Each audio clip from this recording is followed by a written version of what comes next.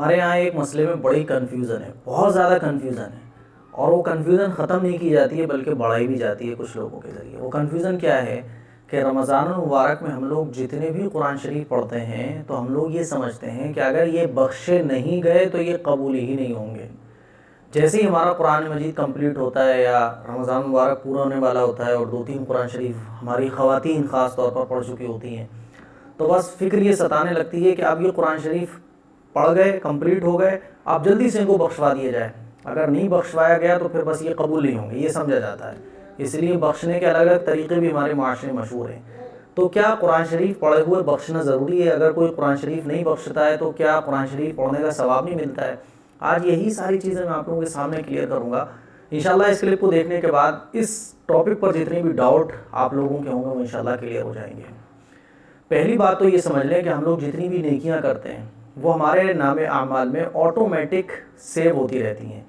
जितनी भी हम बुराइयां करते हैं, गुनाह करते हैं, वो भी हमारे नामे आमाल में ऑटोमेटिक सेव होते रहते हैं। 2 फरिश्ते अल्लाह ने बिठा रखे नामे आमाल पर। नेकी करने वाला फरिश्ता नेकी लिख लेता है और बुराई लिखने वाला फरिश्ता बुराई लिख लेता है। तो ये तो अल्लाह का एक निज़ाम है। जैसे ही हम कोई नेकी करते हैं, हमने नमाज़ पढ़ी तो नमाज का सवाब फ़ौरन लिख जाता है।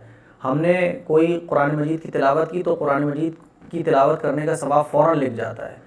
तो जब हम कोई भी नेकी करते हैं तो हमारे नामे आमाल में फ़रिश्ता लिख लेता है। तो जैसे ही हम कुरान शरीफ पढ़ते हैं, कुरान शरीफ के पारे पढ़ते हैं, कुरान शरीफ की तिलावत करते हैं, तो जैसे ही हम तिलावत कर रहे होते हैं फ़रिश्ता हमारे नामे आमाल में कुरान शरीफ की तिलावत का सवाब लिखता रहता है।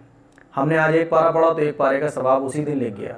हमारा कुरान कंप्लीट हुआ, वो हमारे नामे आमाल में सेव हो गया। अब हम उसको बख्शें या ना बख्शें, वो हमारे पास सेव है, हमें उसका सवाब मिल चुका है। बात समझ आ रही है? हमें उसका सवाब मिल चुका है। अब ये जो ख़वातीन और बहुत सारे मर्तज़रात भी ये समझते हैं कि पढ़े हुए कुरान शरीफ अगर नहीं बख्शे तो फिर इनका सवाब हमें भी नहीं मिलेगा, यही कुरान शरीफ पढ़े हुए नहीं माने जाएंगे। तो ऐसा नहीं है। जितने भी हम नेकी के काम करते हैं हमारे नामे आमाल में सेव हो जाते हैं। समझ रहे हैं?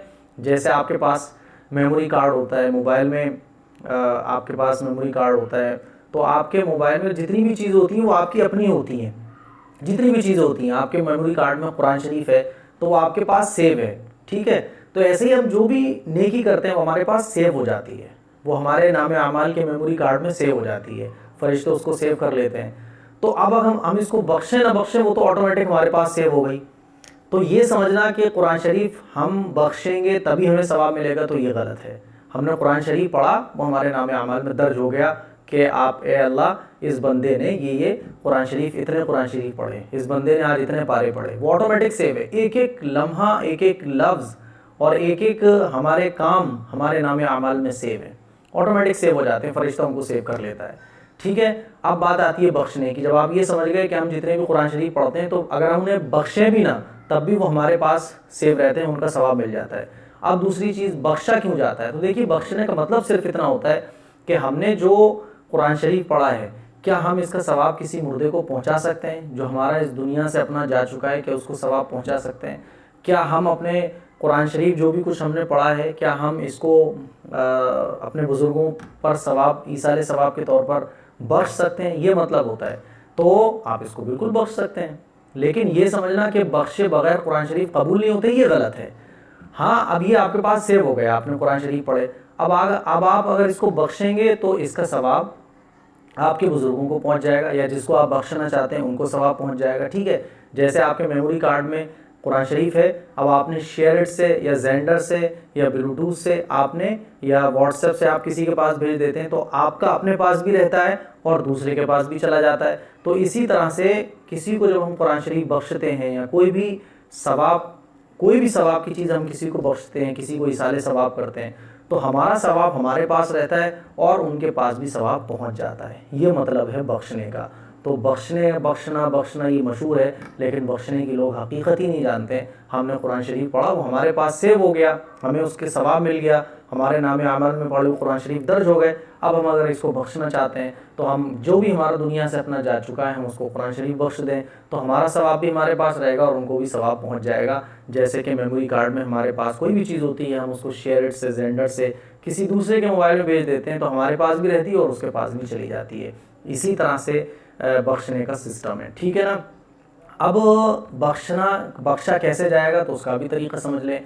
बाज़ लोग बख्शने के तरीके में मिठाई आगे रखते हैं, कोई कुछ आगे रखता है और ये समझा जाता है कि जब तक 2-3 थालियाँ आगे नहीं रखी हों तब तक कुरान नहीं बख्शा जाता है। तो ऐसा नहीं है। बख्शने का मतलब आप समझ गए, ईसाले सवाब करना, किसी को सवाब पहुँचाना।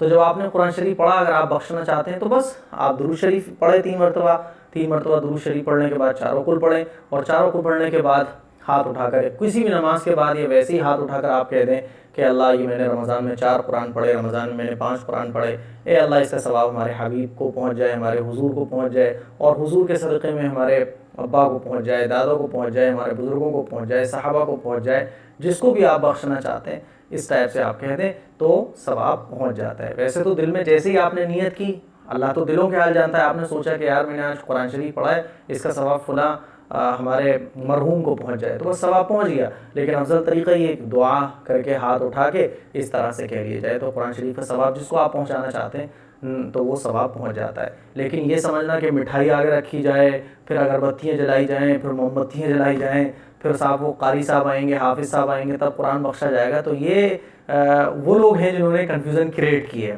कन्फ्यूज़न इसलिए क्रिएट किए ताकि उनको खाने को मिलता रहे, हलवा पूरी मिलती रहे और आप उनके मोहताज बने रहें। वरना तो जो है कुरान शरीफ आप भी बख्श सकते हैं, कुरान शरीफ का सवाब आप जिसको चाहें उसको पहुंचा सकते हैं। लेकिन कुछ जो लोग होते हैं गड़बड़ी पैदा करने वाले, उन्होंने बना रखा है कि नहीं साहब हाफिज़ साहब ही कुरान बख्शेंगे, मौलवी साहब ही कुरान बख्शेंगे। फिर वो बख्शने के उन्होंने तरीक़े बना दिए, खाना रखा जाएगा, अगरबत्तियाँ लगाई जाएंगी, खाना भी 2-3 तरह का होना चाहिए, खाना सामने रखा होना चाहिए। ये तमाम तरह के जो तरीक़े हैं ये सिर्फ लोगों के बनाए हुए हैं। तो उम्मीद करता हूँ कुरान शरीफ को बख्शने का जो मसला है और जितनी इसमें कन्फ्यूज़न रहती है वो आपकी क्लियर हो गई होगी। इसके लिए कुछ शेयर भी करें ताकि लोगों को फ़ायदा ज़्यादा से ज़्यादा हासिल हो सके। अस्सलाम वालेकुम व रहमतुल्लाह।